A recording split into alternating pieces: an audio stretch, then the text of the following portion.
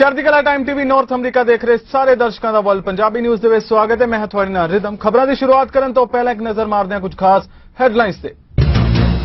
Toronto ਵਿੱਚ frontline ਵਰਕਰਾਂ ਦੀ ਲਾਜ਼ਮੀ ਵੈਕਸੀਨ ਖਿਲਾਫ ਹਸਪਤਾਲਾਂ ਦੇ ਬਾਹਰ ਰੋਸ ਮੁਜ਼ਾਹਰਾ।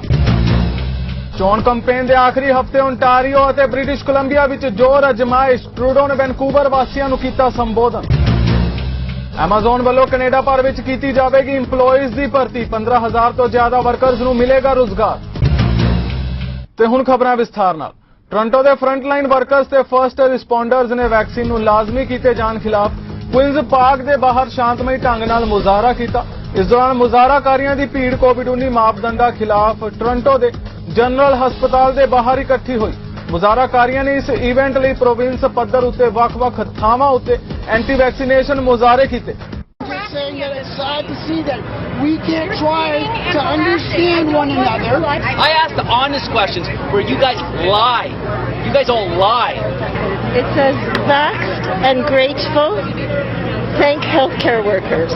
It's unfortunate that they're so badly misinformed that they appear to believe a lot of the things that they're saying. Support everybody. We're proud advocates for medical freedom, and we're pro-choice, so we're not anti-vaxxers at all. You say that you're not anti-vax, but many of the people here today very obviously are. I'm not sure about that. My sign says I demand the right to be ignorant and selfish, and it also says I know more than scientists, because a lot of the people you see here today will tell you that they've read something on the internet that somehow supersedes the World Health Organization. They'll tell you that no one's been tested. I think it's ridiculous. They can see what's happening inside. People on life support, they may have a different viewpoint. This is a place for nurses and doctors to care for people and for people to heal. It's not a place to intimidate or harass or prevent the entrance or exit of people seeking medical care. I fully feel people should express their opinions and express them to their politicians, but not on this sacred ground behind us. It's a hard process going through the hospital and making your appointments and being at the right place at the right time. Add that stress of having to walk through a protest or deal with protesters. It's just not fair for those patients. I don't think this is the time or the place. Hospital Alley, literally hundreds of patients every day walking to and from to deal with most likely the worst thing they've ever dealt with in their life. The last thing they need is to have to deal with protesters. ਉਧਰ social media ਉੱਤੇ ਇੱਕ video viral ਹੋ ਰਹੀ ਹੈ ਜਿਸ ਵਿੱਚ ਕਿ Brampton south ਤੋਂ ਕੰਜ਼ਰਵੇਟਿਵ ਪਾਰਟੀ ਦੇ ਉਮੀਦਵਾਰ ਰਮਨਦੀਪ ਬਰਾੜ ਆਪਣੀ ਚੋਣ ਕੰਪੇਨ ਲਈ ਇੱਕ ਪਾਰਕ ਵਿੱਚ ਪਹੁੰਚਦੇ ਨੇ, ਪਰ ਉੱਥੇ ਇੱਕ ਨੌਜਵਾਨ ਜੋ ਕਿ ਪੇਸ਼ੇ ਵਜੋਂ ਟਰੱਕ ਡਰਾਈਵਰ ਹੈ ਉਸ ਵੱਲੋਂ ਰਮਨਦੀਪ ਨੂੰ ਕੁਝ ਸਵਾਲ ਜਵਾਬ ਕੀਤੇ ਗਏ। ਇਹਨਾਂ ਸਵਾਲਾਂ ਤੋਂ ਇੰਜ ਜਾਪਦਾ ਹੈ ਕਿ ਜਿਵੇਂ ਉਹ ਨੌਜਵਾਨ ਰਮਨਦੀਪ ਨਾਲ ਪੁਰਾਣੇ ਸਬੰਧ ਰੱਖਦਾ ਹੈ। ਨੌਜਵਾਨ ਮੁਤਾਬਿਕ ਕੁਝ ਸਮਾਂ ਪਹਿਲਾਂ ਉਸ ਨਾਲ ਰਮਨਦੀਪ ਬਰਾੜ ਵੱਲੋਂ ਗਾਲੀ ਗਲੋਚ ਵੀ ਕੀਤਾ ਗਿਆ ਸੀ। ਵੈਨਕੂਵਰ ਤੋਂ ਟੋਰਾਂਟੋ ਫੇਰੀ ਤੇ ਆਏ ਪੰਜਾਬੀ ਸ਼ਾਇਰ ਪ੍ਰੀਤ ਮਨਪ੍ਰੀਤ ਨਾਲ ਪੰਜਾਬੀ ਕਲਮਾਂ ਦਾ ਕਾਫਲਾ ਟੋਰਾਂਟੋ ਵੱਲੋਂ ਇੱਕ ਖਾਸ ਮੀਟਿੰਗ ਰੱਖੀ ਗਈ ਜਿਸ ਵਿੱਚ 30 ਤੋਂ ਵੱਧ ਸਾਹਿਤਕਾਰਾਂ ਅਤੇ ਸਾਹਿਤ ਪ੍ਰੇਮੀਆਂ ਨੇ ਸ਼ਮੂਲੀਅਤ ਕੀਤੀ। ਜਿੱਥੇ ਪ੍ਰੀਤ ਮਨਪ੍ਰੀਤ ਨੇ ਉਮਦਾ ਸ਼ਾਇਰੀ ਪੇਸ਼ ਕੀਤੀ, ਉੱਥੇ ਗਜ਼ਲ ਮੰਚ ਸਰੀ ਵੱਲੋਂ ਸ਼ੁਰੂ ਕੀਤੇ ਗਏ ਪਬਲਿਕੇਸ਼ਨ ਦੇ ਕੰਮ ਬਾਰੇ ਦੱਸਦਿਆਂ ਕਿਹਾ ਕਿ ਪਬਲਿਸ਼ਰਾਂ ਵੱਲੋਂ ਪ੍ਰਵਾਸੀ ਲੇਖਕਾਂ ਦੀ ਕੀਤੀ ਜਾ ਰਹੀ ਲੁੱਟ ਨੂੰ ਵੇਖਦਿਆਂ ਹੋਇਆਂ ਇਹ ਕੰਮ ਸ਼ੁਰੂ ਕੀਤਾ ਗਿਆ ਹੈ, ਜਿਸ ਨਾਲ ਨਾ ਸਿਰਫ ਕੈਨੇਡੀਅਨ ਪੰਜਾਬੀ ਲੇਖਕਾਂ ਨੂੰ ਆਪਣੀ ਕਿਤਾਬ ਆਪਣੀ ਮਰਜ਼ੀ ਨਾਲ ਵੰਡਣ ਦਾ ਅਧਿਕਾਰ ਮਿਲੇਗਾ, ਸਗੋਂ ਕੈਨੇਡੀਅਨ ਨੰਬਰ ਹੋਣ ਕਰਕੇ ਛਪਣ ਵਾਲੀਆਂ ਕਿਤਾਬਾਂ ਕੈਨੇਡਾ ਦੇ ਸਾਹਿਤਕ ਆਰਕੀਵ ਵਿੱਚ ਹਮੇਸ਼ਾ ਲਈ ਦਰਜ ਹੋ ਜਾਣਗੀਆਂ। ਜਿੱਥੇ ਪਰਮਜੀਤ ਦਿਓਲ ਵੱਲੋਂ ਸਭ ਨੂੰ ਜੀਆਂ ਕਹਿਣ ਦੇ ਨਾਲ ਪ੍ਰੀਤ ਮਨਪ੍ਰੀਤ ਦੀ ਜਾਣ ਪਛਾਣ ਕਰਵਾਈ ਗਈ, ਉੱਥੇ ਹੀ ਕੁਲਵਿੰਦਰ ਖਹਿਰਾ ਨੇ ਜ਼ੋਰਦਾਰ ਸ਼ਬਦਾਂ ਵਿੱਚ ਸੁਝਾਅ ਦਿੱਤਾ ਕਿ ਜਿਸ ਤਰ੍ਹਾਂ ਸੋਸ਼ਲ ਮੀਡੀਆ ਰਾਹੀਂ ਭਾਰਤ ਵਿਚਲੇ ਵਿਦਿਅਕ ਅਦਾਰਿਆਂ ਵੱਲੋਂ ਕੈਨੇਡਾ ਦੇ ਮਿਆਰੀ ਸਾਹਿਤ ਅਤੇ ਸਾਹਿਤਕਾਰਾਂ ਨੂੰ ਅਣਗੌਲਿਆ ਜਾ ਰਿਹਾ ਹੈ, ਉਹ ਪੰਜਾਬੀ ਸਾਹਿਤ ਲਈ ਬਹੁਤ ਘਾਤਕ ਵਰਤਾਰਾ ਹੈ ਤੇ ਸਾਨੂੰ ਆਪਣੇ ਪੱਧਰ ਤੇ ਯਤਨ ਕਰਕੇ ਕੈਨੇਡਾ ਵਿੱਚ ਰਚੇ ਜਾ ਰਹੇ ਸਾਹਿਤ ਅਤੇ ਸਾਹਿਤਕਾਰਾਂ ਨੂੰ ਅੱਗੇ ਲਿਆਉਣਾ ਚਾਹੀਦਾ ਹੈ। ਇਸ ਗੱਲ ਦੀ ਪ੍ਰੋੜਤਾ ਕਰਦਿਆਂ ਇਹ ਸੁਝਾਅ ਵੀ ਸਾਹਮਣੇ ਆਇਆ ਕਿ ਤੁਰੰਤ ਸਾਨੂੰ ਆਪਣੇ ਸਾਹਿਤ ਆਪ ਨਿਰਪੱਖ ਆਲੋਚਨਾ ਦਾ ਕੰਮ ਸ਼ੁਰੂ ਕਰਨਾ ਚਾਹੀਦਾ ਹੈ ਤਾਂ ਕਿ ਸਾਹਿਤ ਦਾ ਅਸਲੀ ਮੁਲਾਂਕਣ ਕੀਤਾ ਜਾ ਸਕੇ। ਸੰਤ ਸਿੰਘ ਸੇਖੋਂ ਹਾਲ 'ਚ ਹੋਏ ਇਸ ਸਮਾਗਮ ਦੌਰਾਨ ਚਾਹ ਪਾਣੀ ਦੀ ਸੇਵਾ ਜਗਮੋਹਨ ਸੇਖੋਂ ਜੀ ਵੱਲੋਂ ਕੀਤੀ ਗਈ। ਉਹਦੀ ਨੀਂਦਰ 'ਚ ਹਰਗਿਜ਼ ਜਾਗਦਾ ਵਿਰਲਾਪ ਨਾ ਹੁੰਦਾ, ਜੇ ਮੇਰੇ ਕਤਲ ਦਾ ਵਾਹਦ ਗਵਾਹ ਉਹ ਆਪ ਨਾ ਹੁੰਦਾ।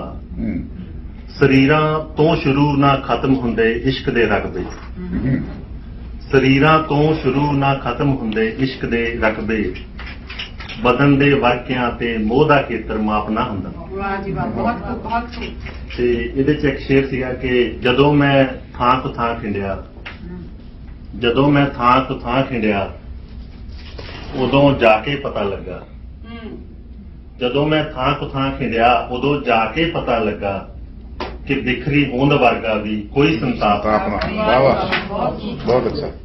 ਸਮੁੰਦਰ ਤੱਕ ਵਗਨ ਜੋ ਸਾਫ਼ ਨਦੀਆਂ, ਸਮੁੰਦਰ ਤੱਕ ਵਗਨ ਜੋ ਸਾਫ਼ ਨਦੀਆਂ, ਕਦੇ ਛਪੜਾਂ ਦੇ ਮੇਣੇ ਜਾਂਦੀਆਂ, ਕਦੇ ਲਹਿਰਾਂ ਚੋਂ ਗਮ ਦੀ ਭਾਪ ਉੱਠੇ, ਕਦੇ ਇਹ ਸੀਤ ਹੋ ਕੇ ਭਰਦੀਆਂ। ਅੱਛਾ ਅੱਛਾ। ਤੇਰੀ ਬਾਰਿਸ਼ ਵੀ ਤੂਨੇ ਹਾਰ ਨਿਕਲੀ, तेरी बारिश भी तूने हार निकली, फरोले खाब तां बस गार निकली। तेरी बारिश भी तूने हार निकली, फरोले खाब तां बस गार निकली। मेरी ते तक ना एक भी बूंद आई, ते अखां चों घटावां वरदियां। वाह वाह, शुक्रिया जी। ते ਉਹ ਜਿਹੜਾ ਮਰ ਗਿਆ ਪਤਝੜ ਦੀ ਰੁੱਤੇ, ਉਹ ਜਿਹੜਾ ਮਰ ਗਿਆ ਪਤਝੜ ਦੀ ਰੁੱਤੇ, ਮੈਂ ਸੁਣਿਆ ਹੈ ਕਿ ਉਸ ਦੀ ਕਬਰ ਉੱਤੇ, ਉਹ ਜਿਹੜਾ ਮਰ ਗਿਆ ਪਤਝੜ ਦੀ ਰੁੱਤੇ, ਮੈਂ ਸੁਣਿਆ ਹੈ ਕਿ ਉਸ ਦੀ ਕਬਰ ਉੱਤੇ ਹਵਾਵਾਂ ਆਪ ਹੁਣ ਵੇਲੇ ਕਵੇਲੇ ਲਿਆ ਕੇ ਫੁੱਲ ਸੂਹੇ ਧਰਦੀਆਂ। ਅੱਛਾ ਸ਼ੇਰ, ਬਹੁਤ ਵਧੀਆ ਸ਼ੇਰ। ਤੇ ਇਹਦੇ ਚ ਕਿ ਬਲਾਵਾਂ ਘੁੰਮਦੀਆਂ ਬੇਖੌਫ ਹੋ ਕੇ, ਬਲਾਵਾਂ ਘੁੰਮਦੀਆਂ ਬੇਖੌਫ ਹੋ ਕੇ, ਅਜੇ ਖਤਰੇ ਚ ਨੇ ਮਾਸੂਮ ਜਿੰਦਾ, ਅਜੇ ਚਿੜੀਆਂ ਨੇ ਇੱਥੋਂ ਚੋਗ ਚੁਗਣੀ, ਅਜੇ ਬੇਲੇ ਚ ਮੂਨਾ ਚੜਦੀਆਂ। ਇਹਦਾ ਅੰਤਮ ਸ਼ੇਰ ਸੀਗਾ ਕਿ ਉਲਾਂਬਾ ਪਾਣੀਆਂ ਦੇ ਸਿਰ ਨਾ ਕੋਈ, ਉਲਾਂਬਾ ਪਾਣੀਆਂ ਦੇ ਸਿਰ ਨਾ ਕੋਈ, ਕਿਸੇ ਖਾਤਰ ਕਰੇਗਾ ਫਿਰ ਨਾ ਕੋਈ। ਘੜੇ ਪੱਕੇ ਨੇ ਪਰ ਹੁਣ ਸਿਦਕ ਕੱਚੇ, ਘੜੇ ਪੱਕੇ ਨੇ ਪਰ ਹੁਣ ਸਿਦਕ ਕੱਚੇ, ਤਰਦੀਆਂ ਨੇ ਚਨਾ ਵਿੱਚ ਸਿਰਫ ਗਰਜਾਂ ਤਰਦੀਆਂ। ਇਸ ਬਹਿਸ ਵਿੱਚ ਉਲਝੇ ਰਹੇ, ਕੀ ਗਲਤ ਸੀ ਕੀ ਠੀਕ ਸੀ, ਉਹ ਨਾ ਦਿਸੀ ਉਹ ਨਾ ਮਿਟੀ, ਰਿਸ਼ਤੇ ਚ ਜਿਹੜੀ ਲੀਕ ਸੀ। ਇਸ ਬਹਿਸ ਵਿੱਚ ਉਲਝੇ ਰਹੇ, ਕੀ ਗਲਤ ਸੀ ਕੀ ਠੀਕ ਸੀ, ਉਹ ਨਾ ਦਿਸੀ ਉਹ ਨਾ ਮਿਟੀ, ਰਿਸ਼ਤੇ ਚ ਜਿਹੜੀ ਲੀਕ ਸੀ। ਇਸ ਬਹਿਸ ਵਿੱਚ ਉਲਝੇ ਰਹੇ, ਕੁਝ ਸੀ ਜੋ ਸਾਰੇ ਰਾਹ ਚ ਤੁਰਦਾ ਸਮਾਂਤਰ ਹੀ ਰਿਹਾ, ਕੁਝ ਸੀ ਜੋ ਸਾਰੇ ਰਾਹ ਚ ਤੁਰਦਾ ਸਮਾਂਤਰ ਹੀ ਰਿਹਾ, ਜੋ ਸੋਚ ਤੋਂ ਵੀ ਸੀ ਪਰੇ, ਜੋ ਸੋਚ ਤੋਂ ਵੀ ਸੀ ਪਰੇ, ਜੋ ਬਾਲ ਤੋਂ ਬਾਰੀਕ ਸੀ, ਉਹ ਨਾ ਦਿਸੀ ਉਹ ਨਾ ਮਿਟੀ, ਰਿਸ਼ਤੇ ਚ ਜਿਹੜੀ ਲੀਕ ਸੀ। ਇਸ ਬਹਿਸ ਵਿੱਚ ਉਲਝੇ ਰਹੇ। ਕੈਨੇਡਾ ਦੀ ਪੱਛਮੀ ਯੂਨੀਵਰਸਿਟੀ, ਜੋ ਕਿ ਦੇਸ਼ ਦੀ ਚੋਟੀ ਦੀ ਖੋਜ ਯੂਨੀਵਰਸਿਟੀ ਹੈ, ਨੂੰ ਇੱਕ ਵੱਡੇ ਸੰਕਟ ਦਾ ਸਾਹਮਣਾ ਕਰਨਾ ਪੈ ਰਿਹਾ ਹੈ। ਇੱਥੇ ਹੋਸਟਲਾਂ ਵਿੱਚ ਰਹਿਣ ਵਾਲੀਆਂ ਕਈ ਵਿਦਿਆਰਥਣਾਂ ਨੂੰ ਕਥਿਤ ਤੌਰ ਤੇ ਨਸ਼ੀਲਾ ਪਦਾਰਥ ਦਿੱਤਾ ਗਿਆ ਅਤੇ ਫਿਰ ਉਹਨਾਂ ਦਾ ਜਿਨਸੀ ਸ਼ੋਸ਼ਣ ਕੀਤਾ ਗਿਆ। ਬਹੁਤ ਸਾਰੀਆਂ ਸੋਸ਼ਲ ਮੀਡੀਆ ਪੋਸਟਾਂ ਦੱਸਦੀਆਂ ਨੇ ਕਿ 6 ਸਤੰਬਰ ਤੋਂ ਸ਼ੁਰੂ ਹੋਏ ਓਰੀਐਂਟੇਸ਼ਨ ਹਫ਼ਤੇ ਦੌਰਾਨ 30 ਦੇ ਕਰੀਬ ਵਿਦਿਆਰਥਣਾਂ ਨੂੰ ਨਸ਼ੀਲਾ ਪਦਾਰਥ ਪਿਲਾਇਆ ਗਿਆ ਅਤੇ ਫਿਰ ਉਹਨਾਂ ਦਾ ਜਿਨਸੀ ਸ਼ੋਸ਼ਣ ਕੀਤਾ ਗਿਆ। ਦੋਸ਼ਾਂ ਵਿੱਚ ਡਰਿੰਕ ਵਿੱਚ ਨਸ਼ੀਲਾ ਪਦਾਰਥ ਮਿਲਾਉਣਾ, ਜਿਨਸੀ ਸ਼ੋਸ਼ਣ ਅਤੇ ਬਲਾਤਕਾਰ ਕਰਨਾ ਸ਼ਾਮਿਲ ਨੇ। ਯੂਨੀਵਰਸਿਟੀ ਦੇ ਅਧਿਕਾਰੀਆਂ, ਜਿਨ੍ਹਾਂ ਨੂੰ ਹੁਣ ਤੱਕ ਸਿਰਫ 4 ਸ਼ਿਕਾਇਤਾਂ ਪ੍ਰਾਪਤ ਹੋਈਆਂ ਨੇ ਕੈਂਪਸ ਅਤੇ ਹੋਸਟਲਾਂ ਵਿੱਚ ਸੁਰੱਖਿਆ ਵਧਾ ਦਿੱਤੀ ਹੈ। ਪੱਛਮੀ ਯੂਨੀਵਰਸਿਟੀ ਦੇ associate vice president of housing ਅਤੇ ਸਹਿ associate vice president of student experience Chris Allen ਨੇ ਕਿਹਾ, ਮੈਂ ਸਪਸ਼ਟ ਕਰ ਦੇਣਾ ਚਾਹੁੰਦਾ ਹਾਂ ਕਿ ਜਿਨਸੀ ਹਿੰਸਾ ਨੂੰ ਬਰਦਾਸ਼ਤ ਨਹੀਂ ਕੀਤਾ ਜਾਵੇਗਾ। ਸਾਡੀ ਕੈਂਪਸ ਕਮਿਊਨਿਟੀ ਵਿੱਚ ਸੁਰੱਖਿਆ ਅਤੇ ਭਲਾਈ ਤੋਂ ਜ਼ਿਆਦਾ ਕੁਝ ਵੀ ਮਹੱਤਵਪੂਰਨ ਨਹੀਂ ਹੈ। ਲਿੰਗ ਆਧਾਰਿਤ ਅਤੇ ਜਿਨਸੀ ਹਿੰਸਾ ਬਾਰੇ ਪੱਛਮੀ ਨੀਤੀ ਦੇ ਹਿੱਸੇ ਦੇ ਰੂਪ ਵਿੱਚ ਅਸੀਂ ਜਿਨਸੀ ਹਿੰਸਾ ਦੀ ਕਿਸੇ ਵੀ ਰਿਪੋਰਟ ਤੇ ਤੁਰੰਤ ਮੁਲਾਂਕਣ ਤੇ ਕਾਰਵਾਈ ਕਰਦੇ ਹਾਂ। ਯੂਨੀਵਰਸਿਟੀ ਨੇ ਅਜੇ ਤੱਕ ਪੁਲਿਸ ਨੂੰ ਦੋਸ਼ਾਂ ਦੀ ਜਾਂਚ ਕਰਨ ਦੀ ਬੇਨਤੀ ਨਹੀਂ ਕੀਤੀ ਹੈ। ਯੂਨੀਵਰਸਿਟੀ ਸਟੂਡੈਂਟਸ ਕੌਂਸਲ ਦੇ ਕਾਰਜਕਾਰੀ ਨੇ ਕਿਹਾ ਹੈ ਕਿ ਉਹ ਵਿਦਿਆਰਥੀਆਂ ਦੀ ਨਿੱਜਤਾ ਦੀ ਰਾਖੀ ਲਈ ਚੱਲ ਰਹੀ ਜਾਂਚ ਬਾਰੇ ਕੋਈ ਟਿੱਪਣੀ ਨਹੀਂ ਕਰਨਗੇ। ਕਾਰਜਕਾਰੀ ਨੇ ਇਹ ਵੀ ਕਿਹਾ ਕਿ ਹਾਲਾਂਕਿ ਅਸੀਂ ਸਪਸ਼ਟ ਕਰ ਦੇਣਾ ਚਾਹੁੰਦੇ ਹਾਂ ਕਿ ਅਸੀਂ ਲਿੰਗ ਆਧਾਰਿਤ ਅਤੇ ਜਿਨਸੀ ਹਿੰਸਾ ਤੋਂ ਬਚੇ ਲੋਕਾਂ ਨੂੰ ਨਾਲ ਖੜੇ ਹੋ ਕੇ ਸਹਿਯੋਗ ਕਰਦੇ ਹਾਂ। ਕਾਰਜਕਾਰੀ ਨੇ ਇਹ ਵੀ ਕਿਹਾ ਅਸੀਂ ਤੁਹਾਨੂੰ ਸੁਣ ਰਹੇ ਹਾਂ ਤੇ ਅਸੀਂ ਤੁਹਾਡੇ ਵੱਲੋਂ ਵਕਾਲਤ ਕਰਨ ਲਈ ਤਿਆਰ ਹਾਂ। ਵਿਦਿਆਰਥੀ ਇੱਕ ਅਜਿਹੇ ਕੈਂਪਸ ਵਿੱਚ ਰਹਿਣ ਦੇ ਹੱਕਦਾਰ ਨੇ ਜੋ ਸਾਰਿਆਂ ਲਈ ਸੁਰੱਖਿਅਤ ਹੋਵੇ। ਚੋਣ ਕੈਂਪੇਨ ਦੇ ਆਖਰੀ ਹਫ਼ਤੇ ਵਿੱਚ ਦਾਖਲ ਹੋਣ ਸਮੇਂ ਤਿੰਨ ਮੁੱਖ ਪਾਰਟੀਆਂ ਦੇ ਆਗੂ ਹੁਣ ਆਪਣਾ ਸਾਰਾ ਜ਼ੋਰ ਓਨਟਾਰੀਓ ਤੇ ਬ੍ਰਿਟਿਸ਼ ਕੋਲੰਬੀਆ ਉੱਤੇ ਲਾ ਰਹੇ ਨੇ। ਲਿਬਰਲ ਆਗੂ ਜਸਟਿਨ ਟਰੂਡੋ ਨੇ ਇਸ ਸਮੇਂ ਵੈਨਕੂਵਰ ਨੇ। ਇਸ ਦੌਰਾਨ ਕੰਜ਼ਰਵੇਟਿਵ ਆਗੂ ਐਰਿਨ ਓਟੂਲ ਵੱਲੋਂ ਓਟਾਵਾ ਦੇ ਕਾਰਪ ਸਰਬਰਥ ਵਿੱਚ ਆਪਣੀ ਕੈਂਪੇਨ ਚਲਾਉਣ ਦਾ ਫੈਸਲਾ ਕੀਤਾ ਗਿਆ ਹੈ। Let's give it up one more time for our outstanding BC team. Randeep Sarai, Sukh Dhaliwal, Ken Hardy, Navreen Gill, Ganeek Ruel, and John Eldig. I know you're ready to keep moving forward for everyone. And to all the Liberals here this evening, my friends, it is so good to see you. With just 1 week left in this campaign, I know this Liberal team is giving it our all. Here in Surrey, you've knocked on thousands and thousands of doors and made thousands more calls. We'll keep it up. Mes amis, le moment est venu d'aller encore plus loin. On ne peut pas se permettre d'arrêter maintenant. Our country is at a crossroads, and we're facing two very different paths. Erin O'Toole is pointing Canada backwards down that old Conservative Party roadmap of trickle-down economics, that failed theory that if the rich get richer, it'll eventually trickle down to you. Except that it never does, it never has. My friends, we believe, we know, that if you really want to grow the economy, you have to strengthen the middle class and people working hard to join it, because that's what truly lifts everyone up. Back in 2015, I made a promise to middle-class families across the country that we would have your back. And you know what? That's exactly what we've done. In our first years, we lifted 1 million people out of poverty and created 1 million jobs. Ensemble, on a sorti 435 000 enfants de la pauvreté avec l'allocation canadienne pour enfants. Ajay school ਵਰੇ ਨੂੰ ਸ਼ੁਰੂ ਹੋਇਆ ਇੱਕ ਹਫ਼ਤਾ ਵੀ ਨਹੀਂ ਬੀਤਿਆ ਕਿ public health ਨੂੰ ਸਕੂਲਾਂ ਵਿੱਚ ਕੋਵਿਡ-19 ਦੇ ਮਾਮਲੇ ਮਿਲ ਵੀ ਗਏ ਨੇ। TPH ਦਾ ਕਹਿਣਾ ਹੈ ਕਿ ਉਹ ਉਸ ਮਾਮਲੇ ਦੀ ਜਾਂਚ ਕਰ ਰਹੇ ਨੇ ਤੇ ਜਿਹੜੇ ਇਸ ਤੋਂ ਪ੍ਰਭਾਵਿਤ ਹੋਏ ਨੇ ਉਹਨਾਂ ਨੂੰ ਨੋਟੀਫਿਕੇਸ਼ਨ ਭੇਜਣ ਦੀ ਕੋਸ਼ਿਸ਼ ਕੀਤੀ ਜਾ ਰਹੀ ਹੈ। ਇਹਨਾਂ ਬੱਚਿਆਂ ਨੂੰ ਘਰਾਂ ਵਿੱਚ ਹੀ ਰਹਿਣ ਤੇ ਆਪਣੇ ਲੱਛਣਾਂ ਦਾ ਧਿਆਨ ਰੱਖਣ ਲਈ ਵੀ ਕਿਹਾ ਜਾ ਰਿਹਾ ਹੈ।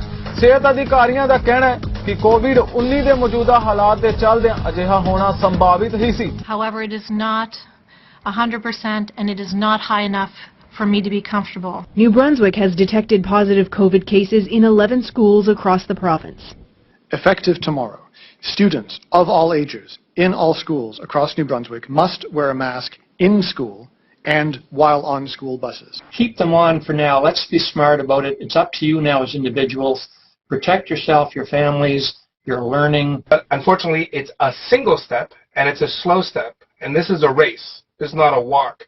So the fact that it's being implemented in some schools and the fact that there are very few details on how it's going to be implemented leaves us still with some question marks. You have to rearrange your whole life to accommodate for children, for sure, and it just puts everybody in an unwanted situation, I guess. British Columbia ਵਿੱਚ ਦਾ medical ਅਧਿਕਾਰੀ doctor Bonnie Henry ਨੇ ਕਿਹਾ ਕਿ vaccine ਨੂੰ ਲੈ ਕੇ ਲਗਾਈਆਂ ਗਈਆਂ ਪਾਬੰਦੀਆਂ ਨੂੰ ਸੋਧਿਆ ਜਾਵੇਗਾ। ਇਸ ਦੇ ਨਾਲ ਹੀ ਉਹਨਾਂ ਐਲਾਨ ਕੀਤਾ ਕਿ BC ਵਿੱਚ ਰਾਸ਼ਟਰੀ ਸਲਾਹਕਾਰ ਕਮੇਟੀ ਦੀਆਂ ਸਿਫਾਰਸ਼ਾਂ ਅਨੁਸਾਰ ਵੈਕਸੀਨ ਦੀ ਤੀਜੀ ਡੋਜ਼ ਲਗਵਾਉਣ ਦੀ ਪੇਸ਼ਕਸ਼ ਕੀਤੀ ਜਾਵੇਗੀ।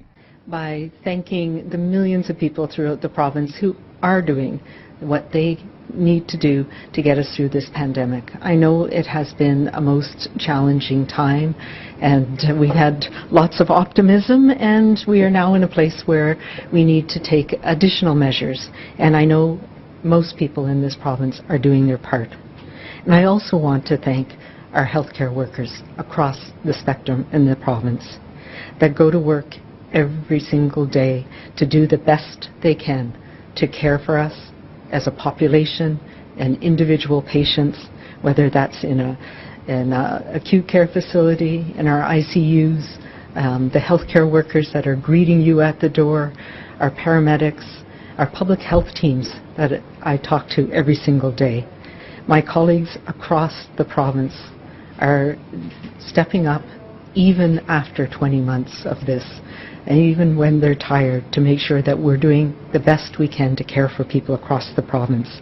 You have faced and continue to face an incredible amount of pressure and stress, and I am incredibly grateful. And I want everybody to know that your efforts are gratefully felt by the vast majority of us here in BC. We stand with you and are supporting you in everything that we can do. Today is a couple of things today. One is our BC vaccine card comes into effect today. This means that we'll be able to do more of the things that we love, that much more safely, knowing everybody else in that situation is vaccinated as well.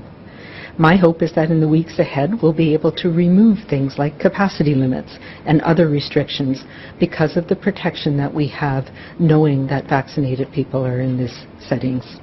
I'm pleased to see that over 1 million people across the province now have downloaded their card or have it coming to them in the mail. NDP ਆਗੂ ਜਗਮੀਤ ਸਿੰਘ ਨੇ northern Ontario ਵਿੱਚ ਚੋਣ campaign ਦੌਰਾਨ ਮੂਲ ਨਿਵਾਸੀ ਭਾਈਚਾਰੇ ਨੂੰ ਸੰਬੋਧਨ ਕੀਤਾ। ਉਹਨਾਂ ਨੇ ਮੂਲ ਨਿਵਾਸੀ ਭਾਈਚਾਰੇ ਨੂੰ ਦਰਪੇਸ਼ ਆ ਰਹੀਆਂ ਮੁਸ਼ਕਲਾਂ ਬਾਰੇ ਵਿਚਾਰ ਵਟਾਂਦਰਾ ਵੀ ਕੀਤਾ ਤੇ ਉਹਨਾਂ ਵਾਅਦਾ ਕੀਤਾ ਕਿ ਜੇਕਰ ਉਹਨਾਂ ਦੀ ਸਰਕਾਰ ਬਣਦੀ ਹੈ ਤਾਂ ਉਹਨਾਂ ਮੁਸ਼ਕਲਾਂ ਦਾ ਜਲਦ ਹੀ ਹੱਲ ਕੱਢਿਆ ਜਾਵੇਗਾ। Thank you so much. We're here in Niskandiga First Nations, and I want to thank the chief and council, the community for the hospitality, for the warm welcome, for showing us and letting us into their homes and into their lives. I was thinking about what I wanted to say to you today, and I was thinking about the suffering that we heard from today and the pain. And I thought, what's worse than not having clean drinking water? What's worse than having moldy homes and not access to quality housing? What's worse than suffering this way? And I realize it's suffering in silence. It's when you suffer and you struggle and no one knows about it. It's that feeling that I mentioned B, I got to clarify, B is 10 years old, which makes that story even all the more heartbreaking. And when her cousin Lyndon, they talked about feeling like you're put in a box, in a drawer, and left to be forgotten. That's what Indigenous communities have felt like for so long. They're suffering in silence. They're dealing with the injustice of colonialism, and no one knows, and no one cares. And so today, we heard from so many people who said, let people know our stories. Let people know what we're going through. Let us not suffer in silence, and then let's work towards justice. And that's what we're here to do. That's what we're here to do. We want people to know that this is what's going on in our country, one of the wealthiest countries in the world. A country that has all the resources, all the technology, all the know-how to fix these problems. These problems should not be here. No one should have to deal with not having clean drinking water. No one should have to deal with a housing crisis. ਕੋਵਿਡ-19 ਮਹਾਮਾਰੀ ਕਾਰਨ ਬੜੇ ਹੀ ਨਾਟਕੀ ਢੰਗ ਨਾਲ labour market ਉੱਤੇ ਪਏ ਅਸਰ ਤੋਂ ਬਾਅਦ ਐਮਾਜ਼ਨ ਕੈਨੇਡਾ ਵੱਲੋਂ ਵੇਜਿਸ ਵਿੱਚ ਵਾਧਾ ਕੀਤੇ ਜਾਣ ਤੇ ਕੈਨੇਡਾ ਭਰ ਵਿੱਚ 15000 ਨਵੇਂ EMPLOYEES ਭਰਤੀ ਕਰਨ ਦੀ ਖਬਰ ਨਾਲ ਥੋੜਾ ਸੁੱਖ ਦਾ ਸਾਹ ਆਇਆ ਹੈ। ਐਮਾਜ਼ਨ ਨੇ ਕਿਹਾ ਕਿ ਉਹ ਕੈਨੇਡੀਅਨ ਸਰਕਾਰ ਦੇ ਪਸਾਰ ਸੰਬੰਧੀ ਯੋਜਨਾਵਾਂ ਵਿੱਚ ਵਾਧਾ ਕਰਦਿਆਂ ਹੋਇਆਂ ਦੇਸ਼ ਭਰ ਵਿੱਚ 15000 ਨਵੇਂ ਵੇਅਰਹਾਊਸ ਤੇ ਡਿਸਟ੍ਰੀਬਿਊਸ਼ਨ ਵਰਕਰਸ ਭਰਤੀ ਕਰੇਗੀ। ਕੰਪਨੀ ਵੱਲੋਂ ਇਹ ਵੀ ਕਿਹਾ ਗਿਆ ਕਿ ਉਹ ਕੈਨੇਡਾ ਵਿੱਚ ਆਪਣੇ ਫਰੰਟ ਲਾਈਨ ਵਰਕਰਸ ਲਈ ਘੰਟੇ ਦੇ $17 ਤੋਂ $21.65 ਤੱਕ ਕਰੇਗੀ। ਵੈਸੇ ਇਸ ਸਮੇਂ ਐਮਾਜ਼ਨ ਆਪਣੇ ਮੁਲਾਜ਼ਮਾਂ ਨੂੰ ਘੰਟੇ ਦੇ $16 ਤੱਕ ਦਾ ਸਟਾਰਟਿੰਗ ਵੇਜ ਦੇ ਰਹੀ ਹੈ। ਕੰਪਨੀ ਨੇ ਇਹ ਵੀ ਕਿਹਾ ਹੈ ਕਿ ਕੋਈ ਵੀ ਮੁਲਾਜ਼ਮ ਕਿੰਨੇ ਸਮੇਂ ਤੋਂ ਵੀ ਉਹਨਾਂ ਦੇ ਨਾਲ ਹੈ। ਮੌਜੂਦਾ ਸਾਰੇ EMPLOYEES ਨੂੰ ਤੁਰੰਤ ਭਾਵ ਤੋਂ ਸ਼ੁਰੂ ਕਰਦਿਆਂ 20 ਪ੍ਰਤੀ ਘੰਟਾ $1.60 ਤੋਂ $2.20 ਵਾਧੂ ਦਿੱਤੇ ਜਾਣਗੇ। ਇੱਕ ਇੰਟਰਵਿਊ ਵਿੱਚ ਐਮਾਜ਼ਨ ਕੈਨੇਡਾ ਦੀ Canadian customer fulfilment operation director Sumega Kumar ਨੇ ਕਿਹਾ ਕਿ ਦੇਸ਼ ਵਿੱਚ ਅਸੀਂ ਤੇਜ਼ੀ ਨਾਲ ਵਿਕਾਸ ਕਰ ਰਹੇ ਹਾਂ, ਸਾਡੇ ਬਿਜ਼ਨਸ ਦਾ ਪਸਾਰ ਹੋ ਰਿਹਾ ਹੈ ਤੇ ਅਸੀਂ ਆਪਣੇ ਕਸਟਮਰਜ਼ ਉੱਤੇ ਧਿਆਨ ਕੇਂਦਰਿਤ ਕਰਨਾ ਚਾਹੁੰਦੇ ਹਾਂ। ਵੈਸੇ ਇਸ ਸਮੇਂ ਐਮਾਜ਼ਨ ਆਪਣੇ ਮੁਲਾਜ਼ਮਾਂ ਨੂੰ ਘੰਟੇ ਦੇ $16 ਤੱਕ ਦਾ ਸਟਾਰਟਿੰਗ ਵੇਜ ਦੇ ਰਹੀ ਹੈ। ਕੰਪਨੀ ਨੇ ਇਹ ਵੀ ਆਖਿਆ ਹੈ ਕਿ ਕੋਈ ਵੀ ਮੁਲਾਜ਼ਮ ਕਿੰਨੇ ਸਮੇਂ ਤੋਂ ਹੀ ਉਹਨਾਂ ਦੇ ਨਾਲ ਹੈ, ਮੌਜੂਦਾ ਸਾਰੇ EMPLOYEES ਨੂੰ ਤੁਰੰਤ ਭਾਵ ਤੋਂ ਸ਼ੁਰੂ ਕਰਦਿਆਂ ਵੀ ਪ੍ਰਤੀ ਘੰਟਾ $1.7 ਤੋਂ $2.20 ਵਾਧੂ ਦਿੱਤੇ ਜਾਣਗੇ। ਇੱਕ ਇੰਟਰਵਿਊ ਦੇ ਵਿੱਚ ਐਮਾਜ਼ਨ ਕੈਨੇਡਾ ਦੀ ਕੈਨੇਡੀਅਨ ਕਸਟਮਰ ਫੁਲਫਿਲਮੈਂਟ ਨੇ ਆਖਿਆ ਹੈ ਕਿ ਦੇਸ਼ ਦੇ ਵਿੱਚ ਅਸੀਂ ਤੇਜ਼ੀ ਨਾਲ ਵਿਕਾਸ ਕਰ ਰਹੇ ਹਾਂ, ਸਾਡੇ ਬਿਜ਼ਨਸ ਦਾ ਪਸਾਰ ਹੋ ਰਿਹਾ ਤੇ ਅਸੀਂ ਆਪਣੇ ਕਸਟਮਰਸ ਉੱਤੇ ਧਿਆਨ ਕੇਂਦਰਿਤ ਕਰਨਾ ਚਾਹੁੰਦੇ ਹਾਂ।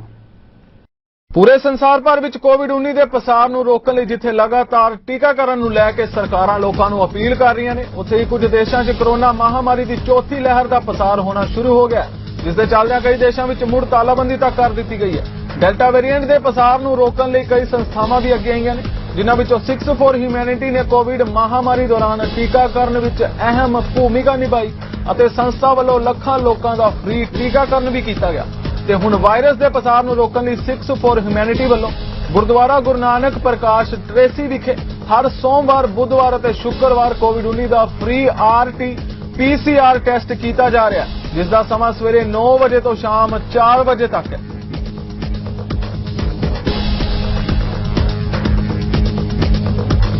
ਪੱਬਪਾ ਅਤੇ ਜਗਤ ਪੰਜਾਬੀ ਸਭਾ ਕੈਨੇਡਾ ਵੱਲੋਂ 18 ਸਤੰਬਰ ਦਿਨ ਸ਼ਨੀਵਾਰ ਨੂੰ ਭਾਸ਼ਣ ਮੁਕਾਬਲੇ ਕਰਵਾਏ ਜਾ ਰਹੇ ਨੇ, ਜਿਸ ਵਿੱਚ ਭਾਸ਼ਣ ਦਾ ਵਿਸ਼ਾ ਕਾਇਦਾ-ਏ-ਨੂਰ ਅਤੇ ਭਾਸ਼ਾ ਪੰਜਾਬੀ ਹੋਵੇਗਾ, ਜਿਸ ਦਾ ਪ੍ਰਸਾਰਣ ਚੜ੍ਹਦੀ ਕਲਾ ਟਾਈਮ TV ਨਾਰਥ ਅਮਰੀਕਾ ਤੇ ਕੀਤਾ ਜਾਵੇਗਾ।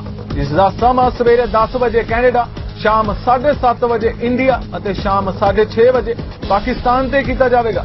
ਇਸ ਭਾਸ਼ਣ ਮੁਕਾਬਲੇ ਵਿੱਚ ਹਿੱਸਾ ਲੈਣ ਲਈ ਖੁੱਲ੍ਹਾ ਸੱਦਾ ਦਿੱਤਾ ਗਿਆ ਹੈ ਅਤੇ ਤੁਸੀਂ ਐਂਟਰੀ 16 ਸਤੰਬਰ ਤੋਂ ਪਹਿਲਾਂ jagatpunjabi.com ਤੇ ਕਰਵਾ ਸਕਦੇ ਹੋ। 18 ਸਤੰਬਰ ਨੂੰ ਚੁਣੇ ਗਏ ਬੁਲਾਰੇ ਇਸ ਮੁਕਾਬਲੇ 'ਚ ਹਿੱਸਾ ਲੈਣਗੇ। ਭਾਸ਼ਣ ਦਾ ਸਮਾਂ 3 ਮਿੰਟ ਤੋਂ 5 ਮਿੰਟ ਰਹੇਗਾ। ਹਿੱਸਾ ਲੈਣ ਵਾਲਿਆਂ ਨੂੰ ਸਰਟੀਫਿਕੇਟ ਵੀ ਦਿੱਤਾ ਜਾਵੇਗਾ ਅਤੇ ਪੰਜਾਬੀ ਸਭਾ ਕੈਨੇਡਾ ਵੱਲੋਂ ਕਾਇਦਾ-ਏ-ਨੂਰ 21ਵੀਂ ਸਦੀ 12 ਦਸੰਬਰ ਨੂੰ ਲੋਕ ਅਰਪਣ ਕੀਤੀ ਜਾਵੇਗੀ। ਅਮਰੀਕਾ 9/11 ਦੀ 20ਵੀਂ ਬਰਸੀ ਮੌਕੇ ਅਮਰੀਕਾ ਵਸਦੇ ਪੰਜਾਬੀ ਅਮਰੀਕੀ ਭਾਈਚਾਰੇ ਵੱਲੋਂ ਗੁਰਦੁਆਰਾ ਸ਼ਹੀਦਾਂ ਦੀ ਅਗਵਾਈ ਵਿੱਚ ਇੱਕ ਕੈਂਡਲ ਵਿਜ਼ਲ ਪ੍ਰੋਗਰਾਮ ਕਰ, ਜਿੱਥੇ ਉਸ ਦਿਨ ਅੱਤਵਾਦ ਹੱਥੋਂ ਸ਼ਹੀਦ ਹੋਏ 2997 ਲੋਕਾਂ ਨੂੰ ਯਾਦ ਕੀਤਾ ਗਿਆ। ਉੱਥੇ ਹੀ ਉਸ ਸਮੇਂ ਔਖੀ ਘੜੀ ਵਿੱਚ ਆਪਣੀਆਂ ਜਾਨਾਂ ਦੀ ਪਰਵਾਹ ਕੀਤੇ ਬਗੈਰ ਮਦਦ ਕਰਨ ਵਾਲੇ ਫਸਟ ਰਿਸਪੈਂਡੈਂਟ ਨੂੰ ਉਹਨਾਂ ਦੀਆਂ ਸੇਵਾਵਾਂ ਲਈ ਸਨਮਾਨਿਤ ਵੀ ਕੀਤਾ ਗਿਆ। ਪੇਸ਼ ਹੈ ਮਨੀਸ਼ ਬੇਲਾ ਦੀ ਖਾਸ ਰਿਪੋਰਟ। ਅੱਜ ਤੋਂ 20 ਸਾਲ ਪਹਿਲਾਂ ਸਤੰਬਰ 11 ਦੀ ਘਟਨਾ, ਜਿਸ ਵਿੱਚ ਅੱਤਵਾਦੀਆਂ ਵੱਲੋਂ 4 ਹਵਾਈ ਜਹਾਜ਼ ਅਗਵਾ ਕਰ ਵਰਲਡ ਟ੍ਰੇਡ ਸੈਂਟਰ ਤੇ ਪੈਂਟਾਗਨ ਤੇ ਹਮਲਾ ਕਰ 2997 ਲੋਕਾਂ ਨੂੰ ਮੌਤ ਦੇ ਘਾਟ ਉਤਾਰ ਦਿੱਤਾ ਸੀ। ਉਸ ਹਮਲੇ ਨੂੰ ਪੂਰੀ ਦੁਨੀਆ ਨੂੰ ਹਿਲਾ ਕੇ ਰੱਖ ਦਿੱਤਾ ਤੇ ਅਮਰੀਕਾ ਦੀ ਬਦਲੇ ਦੀ ਜੰਗ ਹਮਲੇ ਤੋਂ 20 ਸਾਲ ਬਾਅਦ 15 ਅਗਸਤ 2021 ਨੂੰ ਖਤਮ ਹੋਈ। ਇਸ ਦਿਨ ਸ਼ਹੀਦ ਹੋਏ ਲੋਕਾਂ ਨੂੰ ਯਾਦ ਕਰਦੇ ਹੋਏ ਗੁਰਦੁਆਰਾ ਸ਼ਹੀਦਾਂ ਦੇ ਮੁਖੀ ਭਾਈ ਭੁਪਿੰਦਰ ਸਿੰਘ ਨੇ ਸਿੱਖ ਰੀਤੀ ਰਿਵਾਜ਼ਾਂ ਮੁਤਾਬਿਕ ਅਰਦਾਸ ਕੀਤੀ ਤੇ 1 ਮਿੰਟ ਦਾ ਮੌਨ ਰੱਖਿਆ। ਬਾਅਦ ਵਿੱਚ ਮੋਮਬੱਤੀਆਂ ਜਗਾ ਦੁੱਖ ਦਾ ਪ੍ਰਗਟਾਵਾ ਕੀਤਾ ਗਿਆ। ਇਸ ਮੌਕੇ ਅਮਰੀਕਾ ਦੀ ਪੁਲਿਸ ਅਤੇ ਫਾਇਰ ਬ੍ਰਿਗੇਡ ਦੇ ਅਧਿਕਾਰੀਆਂ ਨੂੰ ਉਸ ਸਮੇਂ ਦਿੱਤੀਆਂ ਸੇਵਾਵਾਂ ਲਈ ਯਾਦਗਾਰੀ ਚਿੰਨ੍ਹ ਦੇ ਕੇ ਸਨਮਾਨਿਤ ਵੀ ਕੀਤਾ ਗਿਆ। ਫਿਲਹਾਲ ਵਰਲਡ ਪੰਜਾਬੀ ਨਿਊਜ਼ ਦੇ ਇਸ ਬੁਲੇਟਿਨ ਵਿੱਚ ਇੰਨਾ ਹੀ। ਹੋਰ ਤਾਜ਼ਾ ਖਬਰਾਂ ਲਈ ਤੁਸੀਂ ਜੁੜੇ ਰਹੋ ਚੜ੍ਹਦੀ ਕਲਾ ਟਾਈਮ TV ਨਾਰਥ ਅਮਰੀਕਾ ਦੇ ਨਾਲ। ਮੈਨੂੰ ਰਿਦਮ ਨੂੰ ਦਿਓ ਆ ਗਿਆ। ਧੰਨਵਾਦ।